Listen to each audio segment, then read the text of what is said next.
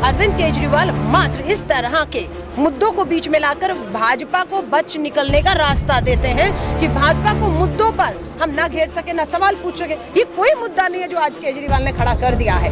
भाजपा की B team में कहाँ जाएगी, कहाँ नहीं जाएगी, ये भाजपा तय करती है। हिमाचल की प्रभारी हूँ मीडिया, 3 महीने से वहाँ हूँ, अभी सीधा वहीं जा रही हूँ। क्यों वहाँ से डब्बा गोल हो गया अरविंद केजरीवाल जी? क्योंकि ये फैसला आपका नहीं था, ये फैसला भाजपा का होता है कि आपको हिमाचल लड़ना है या गुजरात लड़ना है। सारा पैकअप करके आप गुजरात ले गए, और गुजरात को कैसे सांप्रदायिकता किया जा रहा है माहौल, ये आप भी देख रहे हैं।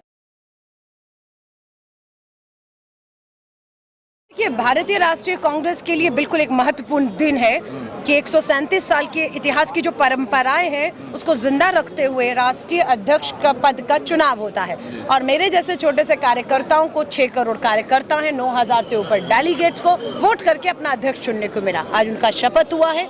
उन्होंने अपने भाषण में, खड़गे साहब ने साफ कर दिया है कि आगे की रणनीति दिशा हमारी क्या है।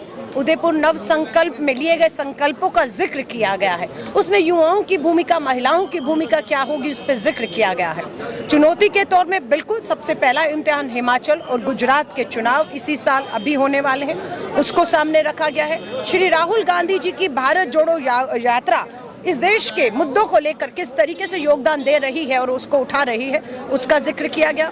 मंच पे श्रीमती सोनिया गांधी जी का जो रहा कार्यकाल, उसका जिक्र किया गया, उसकी तारीफ की गई कि किस तरह से उनकी अध्यक्षता में भारतीय राष्ट्रीय कांग्रेस ने 2 बार सरकार बनाई, और डॉक्टर मनमोहन सिंह जी और सोनिया जी ने कितनी कामयाबी से मनरेगा हो, आपका right to food, right to education जैसी बहुत सी चीज़ें जो हैं, वो भूमि अधिग्रहण कानून जैसी बातें कि वो लेकर आए हैं। सो अब बिल्कुल है कि कांग्रेस के पास संगठन को मजबूत करते हुए देश के सामने बेरोजगारी, महंगाई जैसी चुनौतियों से पार पाना है। वक्त में मल्लिकार्जुन खड़गे जी अध्यक्ष बने हैं, जब आपकी सरकार सिर्फ और सिर्फ 2 राज्य में है, कितना चैलेंजिंग होगा उनके लिए? आप सीताराम केसरी जी का भी समय याद करिएगा, उस समय भी पार्टी किस हालात में थी, लेकिन उन्होंने, मुझे याद है 1997 में कांग्रेस का कलकत्ता अधिवेशन में श्रीमती सोनिया गांधी जी से सीताराम केसरी जी ने अपील की, वो आई और उन्होंने साबित किया। आज वही चुनौती खड़गे साहब जी के सामने है, पर हम उठे हैं हर बार, इस बार भी हम उठेंगे और देश को भी उठाकर आगे लेके जाएंगे। जो बीजेपी के नेता बार बार आप लोगों पर कटाक्ष करते थे कि प्रधानमंत्री तो कांग्रेस से कोई भी बन सकता है, बिना गांधी परिवार के, बिना गांधी नाम के अध्यक्ष तो बना के देखो, उनको क्या कहना चाहेंगे? आप, मुझे अच्छा है आपने जिक्र किया, प्रधानमंत्री नरेंद्र मोदी जी का वो भाषण है कि कभी नहीं हो सकता, ये गांधी परिवार के ही लोग बनेंगे देश की सत्ता में।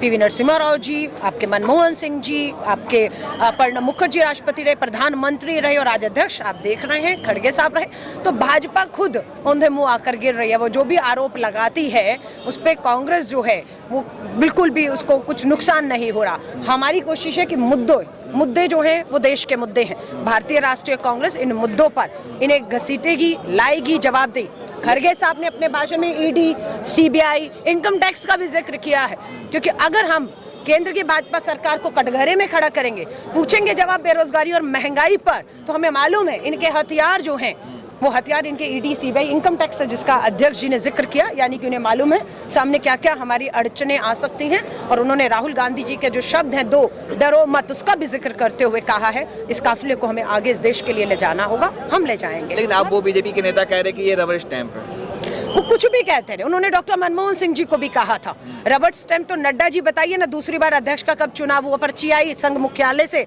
नड्डा जी दोबारा राष्ट्रीय अध्यक्ष हो गए, है ना। कहाँ है लोकतंत्र? चुनौती दे रही हूँ, दिल्ली की एक बी टीम बैठी हुई है, उसको भी और भाजपा को भी कराइए ना एक चुनाव, देख लीजिएगा क्या होगा आपके यहाँ पर। अच्छा, कितने फाड़ होंगे पता भी नहीं चलेगा। पहला परीक्षा चलेंगे नहीं, रिमोट से तो केंद्र की सरकार चल रही है, संघ चला रहा है, अपने एजेंडे, अपने मुद्दे पर चला रहा है। सांप्रदायिकता के मुद्दे पर आप बांटते हैं, और उसके बाद जो है आप लोग जो है खुद चक्कर काटते हैं, संघ के लोग दरगाहों में जाकर मत्थे टेकते हैं, वहाँ पर बिल्किस बानो के आप जो है बलात्कारियों को रिहाई नहीं करते, गले में हाथ डालते हैं। तो ये क्या कर रहे हैं, देश देख रहा है, और बेनकाब करने का काम हम करेंगे। लेकिन केजरीवाल साहब जो है वो चुप रहते हैं, हर जो भी मुसलमानों का मुद्दा होता है, चाहे गुजरात दिल्ली दंगा हो या बिल्किस बानो हो, तमाम मुद्दे पे वो खामोशी अख्तियार कर लेते हैं।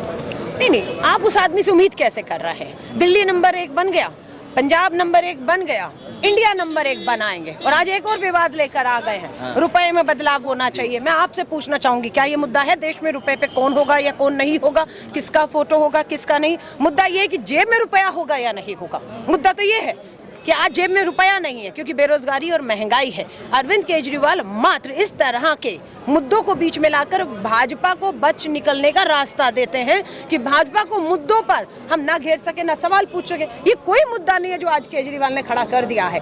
भाजपा की बी टीम में कहाँ जाएगी कहाँ नहीं जाएगी ये भाजपा तय करती है। हिमाचल की प्रभारी हूँ मीडिया, 3 महीने से वहाँ हूँ, अभी सीधा वहीं जा रही हूँ।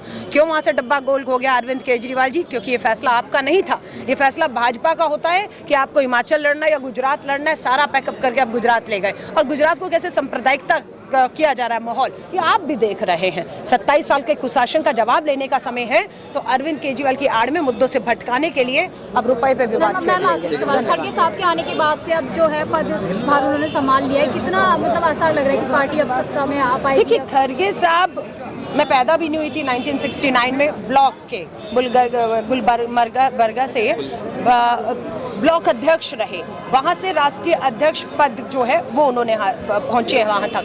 एक लंबा उनका अनुभव है संगठन का, उतार चढ़ाव देखे, चुनौतियों से इस देश को और संगठन को जो है निकलते हुए। मुझे लगता है उनके अनुभव का भारतीय राष्ट्रीय कांग्रेस को, संगठन को बहुत फायदा होने वाला है। खड़गे साहब अनुसूचित जाति से आते हैं तो मतलब देखिए, हमारे 9000 डेलीगेट में से 7000 से ऊपर ने उनको वोट दिया है। हम लोग ये नहीं देख रहे हो किस जाति से आते हैं किस जाति से नहीं आते हैं। उनका लंबा अनुभव, पार्टी के प्रति उनकी निष्ठा, ईमानदारी को देखते हुए हम सबको लगा कि वही बेहतर होंगे और